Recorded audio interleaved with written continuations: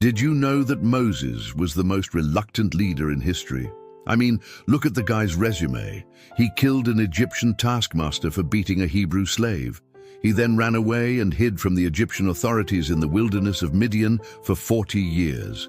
And when God appeared to him in the form of a burning bush and told him to go back to Egypt and lead the Hebrews out of slavery, guess what he said? "Oh God, you've got the wrong guy. I can't do this. I wasn't born a leader. I'm not a leader now, and I'm certainly not going to be one someday." But God insisted, and eventually Moses agreed. So today we're going to take a look at this reluctant leader and see what lessons we can learn from him that will make us better leaders ourselves. Before we dive into it, I just want to encourage you to subscribe if you haven't already, so that you never miss an upload. Also, if you enjoy these videos, please consider supporting us through the link in the description below. Okay, let's dive in. Lesson number 1. Leaders are ordinary people like you and me. In fact, the Bible says that Moses was very meek, a man who was slow of speech and of tongue. So being a great leader doesn't require some extraordinary gift or talent.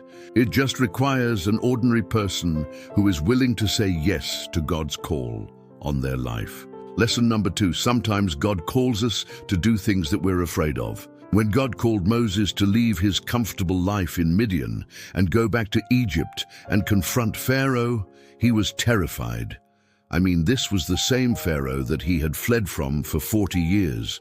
But God told him, "Fear not, I will be with you." And isn't that the truth? Whenever God calls us to do something that we're afraid to do, he gives us everything we need to do it. So don't be afraid to step out and do what God has called you to do. Lesson number 3. Leaders must be willing to step outside their comfort zone. Moses had spent 40 years in the wilderness of Midian, and I'm sure he had gotten very comfortable there. But when God called him to lead the Israelites out of slavery in Egypt, he had to step outside his comfort zone and do something that he had never done before. And the same is true for us. If we're going to accomplish something that we've never accomplished before, we have to be willing to step outside our comfort zone and do something we've never done before. Lesson number 4.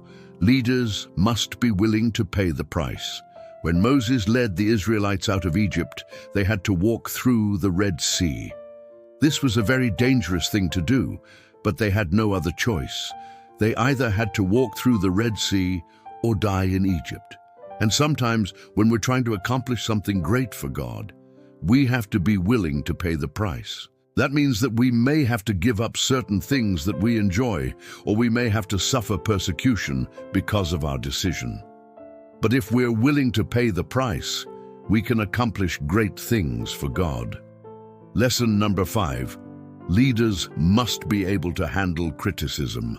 When Moses led the Israelites out of Egypt, they were constantly complaining and criticizing him. They complained about everything from the food that he gave them to the way that he led them.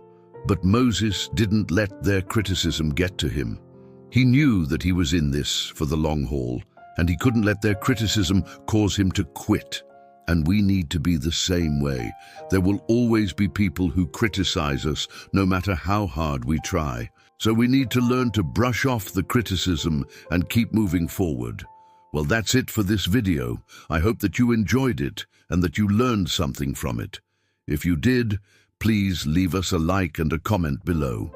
Also, don't forget to subscribe so that you never miss an upload. Thanks for watching.